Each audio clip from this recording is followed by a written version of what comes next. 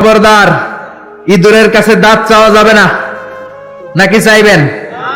এলাকায় আছে দাঁত পড়ে গেলে ইন্দুরের গর্ত খুঁজে, যে বলে ইন্দুর মামা আম্মাই কইছে আমনে নাকি আমার বড় মামা, আমার মোটা দাঁত নিয়ে আপনার চিকন দাঁত দেন। মানুষের রুচি কত নিচের দিকে নামলে আশরাফুল মাখলুকাত হয়ে ইঁদুরের গর্তের কাছে যে দাঁত চায়। ও মিয়া, দাঁত নেয় কে? দাঁত দেয় কে? এজন্য চাইবেন কার কাছে? এরপরে দেখবেন ট্রাকের পিছনে পুরান জুতা আছে না নাই? আমি তো বিভিন্ন জায়গায় রাতে রাতে ঘুরি, প্রায় দেখি লরি ট্রাক গুলোর নিচে, পুরাতন যে বাসগুলো আছে এগুলোর নিচে ছিঁড়া জুতা। কেন?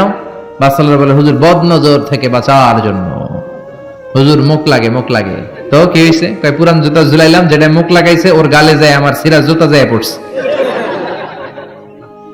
পড়ছে পড়ছে না। তা আপনি আপনার ট্রাক বাঁচানোর জন্য আপনি তাওয়াক্কুল করলেন ছিঁড়া জুতার উপর। আপনার ট্রাক বাঁচবে কেমনে? এটা তো রাস্তায় আপনি অ্যাক্সিডেন্ট করে মরবেন, এমনি তো আপনি মরবেন।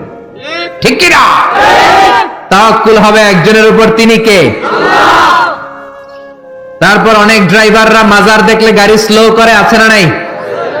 কেন স্লো করলা? কয় হুজুর বাবা অনেক গরম, গরম বাবা, জোরে চালাইলে আমার গাড়ি উল্টায় দিব, আপনি মইরা যাবেন।